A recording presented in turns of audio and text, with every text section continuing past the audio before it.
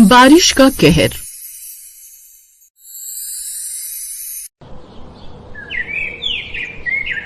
काजल अपनी सास सुनीता और पति विवेक के साथ रहा करती थी। काजल एक बहुत ही बड़े घराने से थी, बस इसी बात का घमंड उसको था। वो किसी भी गरीब और छोटे इंसान से सीधे मुंह बात नहीं करती थी। ऐसे ही एक दिन काजल सुबह का ब्रेकफास्ट कर रही होती है, तभी उसके जूस को आने में थोड़ा सा लेट हो जाता है। शांति, शांति, मेरे जूस का ग्लास किधर है?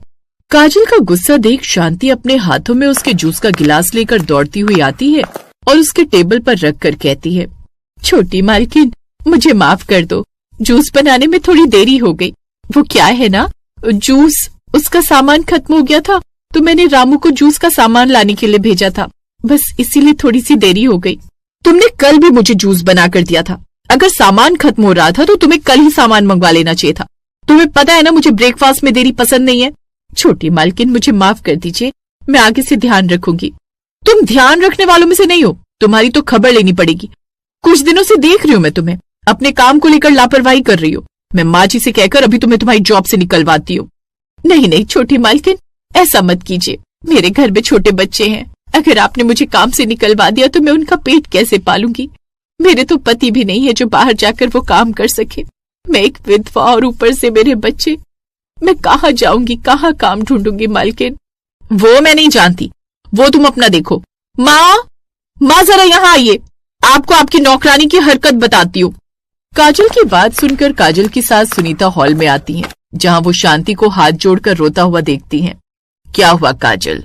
और शांति, तुम इस तरह रो क्यों रही हो? काजल, तुमने शांति को कुछ कहा? कहा नहीं, बल्कि इसको धमकी दी है कि मैं इसे नौकरी से निकाल दूंगी। लेकिन क्यों? आखिर ऐसा भी क्या किया है इसने जो तुम इसको नौकरी से निकालने या निकलवाने की बात कर रही हो? माँ जी, इसे काम करने का कोई तरीका ही नहीं है। आज इसने मेरा जूस लाने में देरी कर दी, बहाने बना रही है कि सामान खत्म हो गया था। कल को ये खाने में भी देरी करेगी। मैं ऐसे लापरवाह इंसान को अपने घर में नहीं रख सकती। काजल बहू, सिर्फ इतनी सी बात के लिए किसी गरीब को नौकरी से निकालना ठीक नहीं है। शांति बहुत सालों से हमारे यहाँ काम कर रही है और आज तक कभी कोई शिकायत नहीं आई। तू शांत हो जा और इसे काम करने दे। ठीक है माँ जी, अगर आपको इस नौकरानी की इतनी ही फिक्र है तो रखिए इसे, मैं तो जा रही हूँ अपने कमरे में। काजल गुस्से में पैर पटकती हुई अपने कमरे में चली जाती है। शांति अपनी मालकिन सुनीता को थैंक यू बोलती है और अपने काम में लग जाती है। धीरे धीरे दोपहर होने लगती है और अचानक आसमान में काले घने बादल छा जाते हैं। देखते ही देखते बहुत तेज आंधी तूफान के साथ भयंकर बारिश शुरू हो जाती है। ये बारिश कोई आम बारिश नहीं थी, बल्कि चारों तरफ बहुत बुरा हाल करने वाली थी। शाम तक बारिश इतनी तेज हो जाती है कि सड़कों पर पानी भरने लगता है। तभी काजल का पति विवेक ऑफिस से भीगता हुआ घर आता है। अरे विवेक, तुम पूरा भीग गए हो, बाहर इतनी तेज बारिश हो रही है क्या? हाँ काजल, बाहर तो मुसीबत आ गई है। सड़कों पर 2-2 फीट पानी भर गया, गाड़ियां डूब रही हैं और ट्रैफिक पूरी तरह जाम हो चुका है। मैं तो किसी तरह अपनी जान बचाकर अपनी गाड़ी धीरे धीरे निकाल कर घर तक लाया हूँ। बाप रे, ये पानी तो हमारी लॉन तक आ गया है। मुझे तो डर लग रहा है विवेक।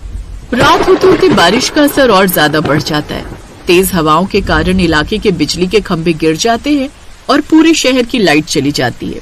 चारों तरफ सिर्फ घना अंधेरा छा जाता है। घर के अंदर पानी का प्रेशर बढ़ने लगता है और नीचे के कमरों में धीरे धीरे पानी घुसने लगता है। विवेक, सुनीता और काजल परेशान होकर अपने मोबाइल देखते हैं, लेकिन फोन का नेटवर्क भी पूरी तरह गायब हो चुका था। अजी सुनती हो बहू, नीचे रसोई और हॉल में पानी घुटनों तक आ गया है। फ्रिज और सारा सामान पानी में तैर रहा है। हमें तुरंत ऊपर वाले कमरे में जाना पड़ेगा। तीनों किसी तरह घुटनों तक भरे गंदे पानी में से निकलते हुए ऊपर की मंजिल पर जाते हैं। पूरी रात पानी ऊपर चढ़ता रहता है। सुबह जब होती है तो बारिश थोड़ी धीमी पड़ती है, लेकिन चारों तरफ सब कुछ बर्बाद हो चुका था। घर के चारों तरफ सिर्फ पानी ही पानी नजर आ रहा था, जैसे पूरा घर किसी टापू में बदल गया हो। घर में खाने पीने का सारा सामान नीचे पानी में डूबकर खराब हो चुका था। भूख के मारे काजल का बुरा हाल होने लगता है। विवेक, मुझे बहुत तेज भूख लग रही है। कल रात से कुछ नहीं खाया। घर में कोई बिस्किट या ब्रेड भी नहीं बची क्या? काजल, नीचे रसोई में 4 फीट पानी भरा हुआ है। सारा राशन, सब्जियां और गैस सिलेंडर सब पानी में डूब चुके हैं। बाहर दुकानें भी बंद हैं और सड़कों पर नावें चल रही हैं। हम घर से बाहर कदम भी नहीं रख सकते। हे भगवान, इस बड़े मकान और करोड़ों के बैंक बैलेंस का क्या फायदा, जब आज हम एक एक दाने के लिए तरस रहे हैं। अब हमारा क्या होगा? तभी अचानक घर के बाहर से एक नाव के आने की आवाज होती है। विवेक खिड़की से बाहर झांकता है तो देखता है कि उस नाव पर कोई और नहीं बल्कि उनकी वही नौकरानी शांति बैठी हुई थी। शांति के हाथ में एक बड़ा सा झोला था। वो चिल्लाकर ऊपर की तरफ आवाज लगाती है, बड़े भैया, मालकिन, आप लोग ऊपर ही है ना? मैं आप लोगों के लिए सूखी रोटियां, गुड़ और पीने का साफ पानी लेकर आई हूँ। हाँ शांति, हम सब ऊपर ही हैं। तुम इस बाढ़ के पानी में यहाँ कैसे आई? भैया, रेडियो पर खबर आ रही थी कि इस बड़े इलाके में बहुत ज्यादा पानी भर गया है। मुझे पता था कि छोटी मालकिन को टाइम पर खाना पीना चाहिए होता है और इस मुसीबत में आप लोग भूखे होंगे। मेरा घर तो ऊंचाई पर है, इसलिए वहाँ पानी नहीं आया। मैंने अपने पड़ोस वाले की नाव ली और आप लोगों के लिए खाना लेकर आ गई। विवेक तुरंत ऊपर से एक रस्सी नीचे फेंकता है। शांति उस रस्सी में खाने का झोला बांध देती है और विवेक उसे ऊपर खींच लेता है। झोला खोलते ही उसमें से गर्मा गर्म सादी रोटियां और गुड़ निकलता है। भूख से बेहाल काजल बिना कुछ सोचे समझे तुरंत रोटी का टुकड़ा मुंह में डालती है। सूखी रोटी खाते ही उसकी आंखों में आंसू आ जाते हैं।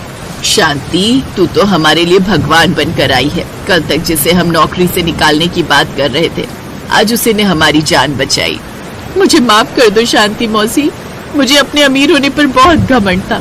मैं गरीबों को छोटा समझती थी, लेकिन आज इस बारिश की आफत ने मुझे समझा दिया कि मुसीबत के वक्त कोई पैसा या बड़ा घराना काम नहीं आता, बल्कि एक इंसान का अच्छा दिल काम आता है। तुमने अपनी जान दांव पर लगाकर हमारे लिए खाना पहुंचाया।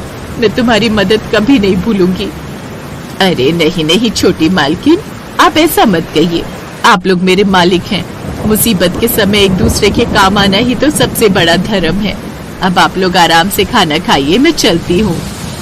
शांति वहाँ से नाव लेकर चली जाती है। बारिश का कहर तो धीरे धीरे कम होने लगता है, लेकिन वो काजल के दिल के घमंड को हमेशा के लिए बहा कर ले जाता है। काजल को समझ आ जाता है कि कोई भी अपने पैसों से नहीं, बल्कि अपने अच्छे कामों से बड़ा होता है।